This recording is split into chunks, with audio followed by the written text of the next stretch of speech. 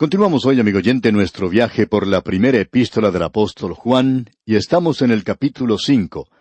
Y vamos a comenzar nuestro estudio leyendo el versículo 6, que dice, Este es Jesucristo, que vino mediante agua y sangre, no mediante agua solamente, sino mediante agua y sangre. Y el Espíritu es el que da testimonio, porque el Espíritu es la verdad. Mencionamos anteriormente que esto es en referencia a lo que Juan dijo, y lo dijo solamente allá en su Evangelio, capítulo 19, versículo 34. Y vamos a leer esa parte una vez más. Usted recordará que cuando el Señor Jesucristo murió, las Escrituras indicaban que no se quebraría ningún hueso de Él. Para apresurar la muerte, algunas veces ellos quebraban las piernas de aquellos que eran crucificados. Pero cuando el soldado se acercó a Jesús, se nos dice en Juan capítulo 19, versículos 33 y 34 lo siguiente. Mas cuando llegaron a Jesús, como le vieron ya muerto, no le quebraron las piernas. Pero uno de los soldados le abrió el costado con una lanza, y al instante salió sangre y agua. Juan está enfatizando eso, y ahora en su epístola él nos dice, yo noté eso, que salió sangre y agua, y que ningún hueso fue quebrado, sino que una lanza penetró su costado, y salió sangre y agua. Ahora, cuando él escribió esta primera epístola, que bien pudo haber sido lo último que escribió, muchos creen ahora que las epístolas fueron escritas quizá aún después del libro de Apocalipsis. Juan regresa a este incidente. Él hace referencia a eso aquí. Él dice, Jesucristo, que vino mediante agua y sangre. Y luego él dice, no mediante agua solamente, sino mediante agua y sangre. Y el Espíritu es el que da testimonio, porque el Espíritu es la verdad. Nosotros creemos que el agua habla de la palabra de Dios, según es aplicada por el Espíritu de Dios. La palabra y el Espíritu van juntos. Luego llegamos al versículo 7, y debemos aclarar aquí que parecería que tuviéramos 3 testigos más que están en el cielo. Porque este versículo 7 dice, porque 3 son los que dan testimonio en el cielo, el Padre, el Verbo y el Espíritu Santo. Y estos 3 son uno. Ahora este versículo no aparece en muchos de los mejores manuscritos. Permítanos citar para esto a un erudito en griego, el doctor A. T. Robertson, quien fue uno de los mejores que haya existido. Este hombre probablemente sabía más del idioma griego que cualquier otra persona que haya vivido en nuestra generación. En cierta ocasión él estaba dando una conferencia sobre la epístola a los romanos, y cuando se presentó el primer día para hablar, él tenía un montón de notas sobre el libro de Romanos. Él ni siquiera miró a su auditorio, sino que estaba arreglando todas esas notas que había traído, y luego miró a los que estaban allí presentes y dijo, no sé cómo el apóstol Pablo pudo escribir la epístola a los romanos sin mis notas. Por supuesto, todo el mundo se rió de esa ocurrencia. Pero debemos decir que este hombre era un gran erudito en griego. Y él dice que el versículo 7 que hemos leído no se encuentra en los mejores manuscritos, y que probablemente fue incluido allí por algún escriba en el margen de la página. Y usted debe recordar que la Biblia fue escrita a mano al principio. No fue impresa sino hasta cuando Gutenberg inventó la imprenta, y el primer libro que él imprimió fue precisamente la Biblia. Pero eso fue mucho tiempo después de Juan, después de su época. Así es que, evidentemente, hay la posibilidad que algún escriba incluyó esto que ahora tenemos como el versículo 7, en el margen de la página, y luego, más adelante, algún otro escriba, copiando esto, lo incluyó en el texto. No hay nada malo con esto. Lo que debemos reconocer nosotros es que no está en los mejores manuscritos. Si queremos ser conocedores, y si queremos ser exactos, y poder defender la inspiración verbal plenaria de las Escrituras, necesitamos saber estas cosas. Por tanto, siendo que esto no agrega nada al texto, probablemente fue escrito allí al margen, pensamos que podemos simplemente dejarlo de lado y entrar ahora a considerar el versículo 8. En otras palabras, no son 6 testigos los que se nos presenta aquí, y los 3 en el cielo nos traerían poco beneficio, por cierto, aquí en la tierra. Ahora lo que nos concierne son los 3 testigos en la tierra, ya que los 3 testigos en el cielo no tendrían mucho que ver con nosotros en el presente. Pero los 3 en la tierra sí tienen relación directa con nosotros, y eso es lo que estamos tratando de enfatizar. Este versículo 8 entonces, del capítulo 5 de la primera epístola del apóstol Juan dice, Y tres son los que dan testimonio en la tierra: el espíritu, el agua y la sangre. Y estos tres concuerdan. Ahora, ¿cuál es el acuerdo que tenemos aquí? Bueno, ellos concuerdan en un propósito, es decir, el de presentar a Jesucristo como el Salvador del mundo, porque Él derramó su sangre en el Calvario y pagó el castigo por nuestros pecados.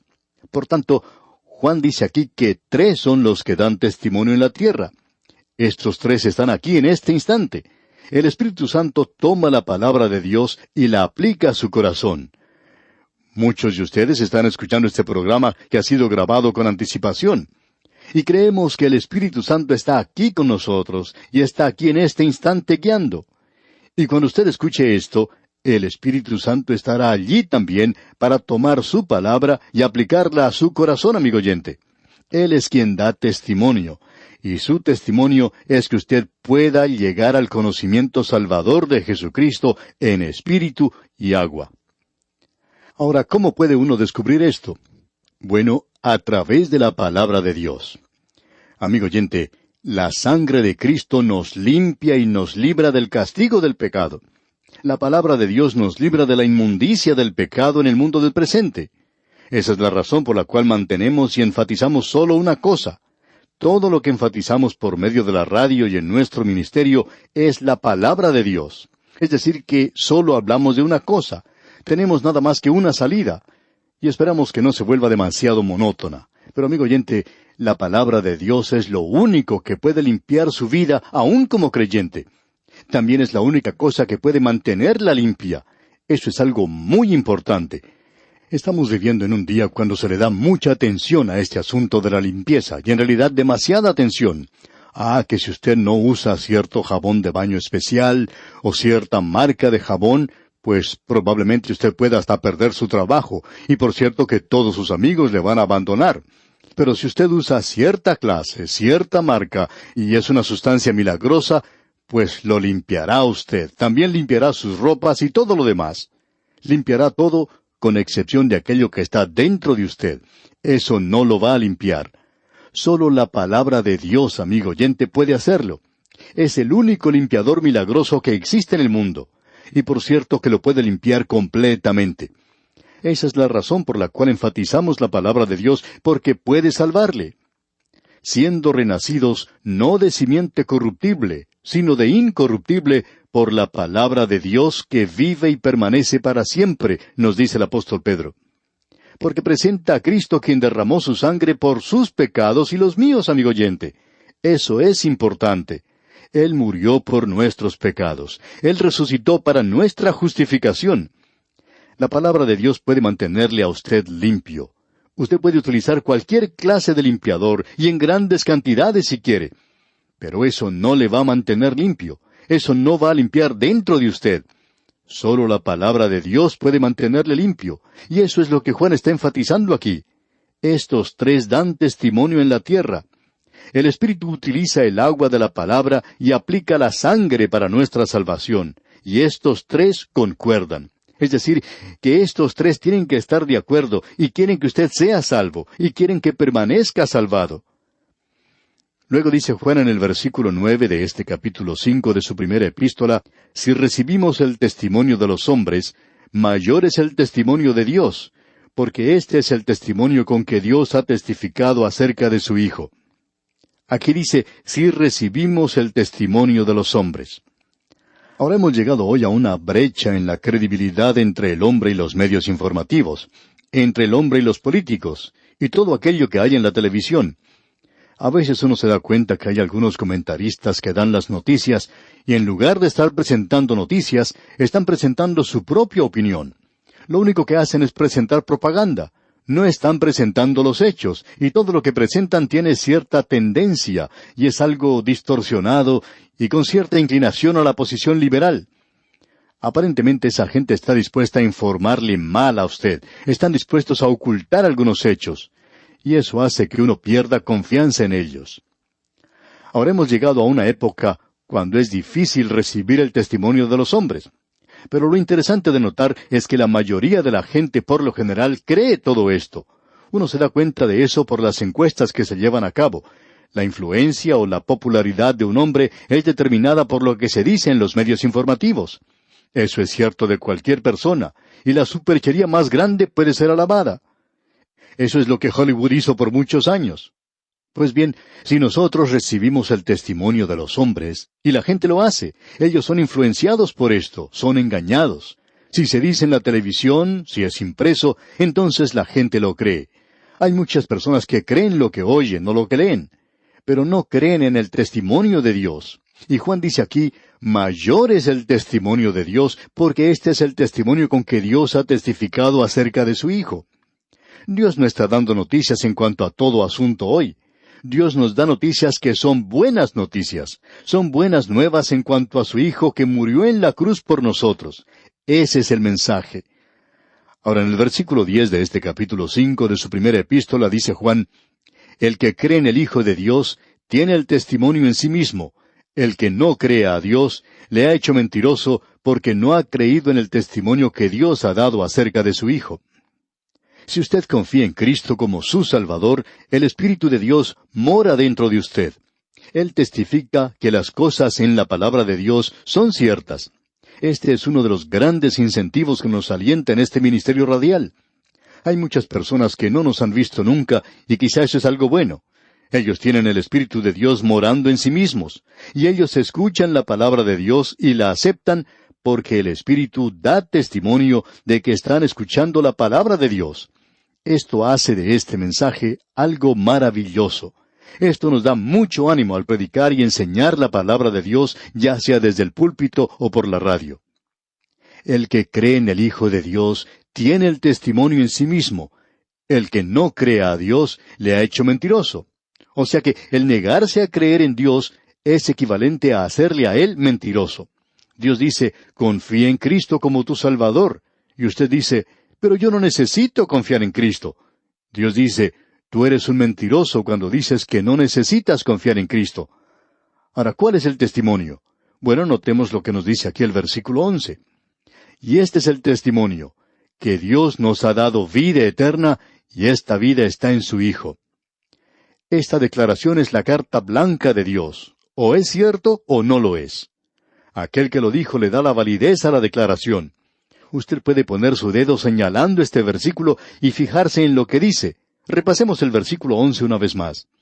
Y este es el testimonio, que Dios nos ha dado vida eterna, y esta vida está en su Hijo. En Jesucristo. La vida eterna es tener a Jesucristo. Si queremos presentar el Evangelio en pocas palabras, podemos decir esto. Leamos la primera parte del versículo 12. El que tiene al Hijo, tiene la vida. No hemos dicho, aquel que pertenece a la iglesia tiene la vida. Sí, yo pertenezco a tal y cual iglesia, dicen unos. Otros dicen, bueno, yo pertenezco a esta otra.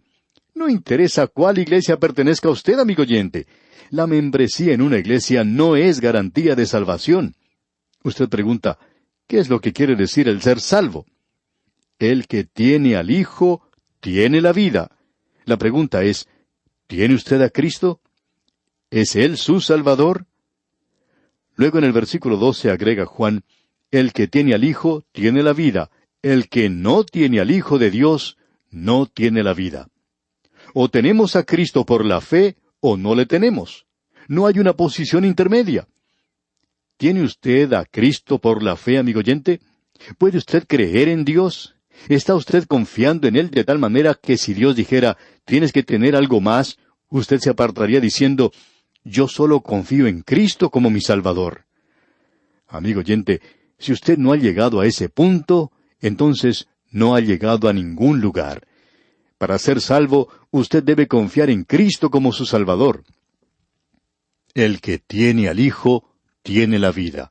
Él es nuestro salvavidas. Él es nuestra única esperanza. Nosotros estamos perdidos sin Él. Si lo tenemos a Él, tenemos vida. Leamos una vez más la segunda parte del versículo 12.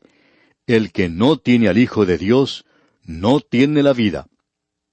¿Podemos hacer esto más claro que lo que se expresa aquí? Olvídese del asunto de la religión.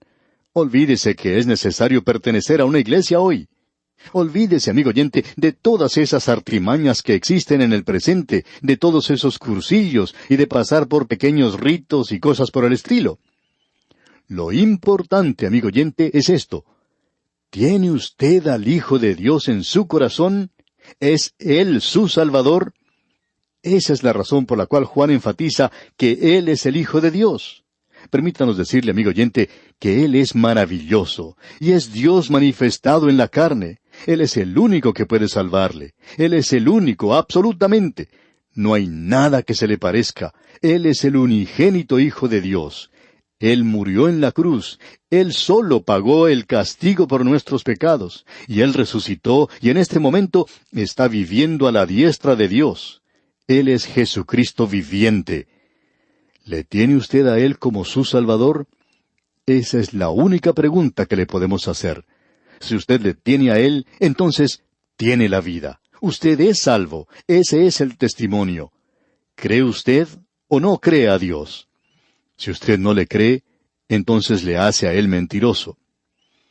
Amigo oyente, Juan nos está hablando aquí de una manera muy clara y directa.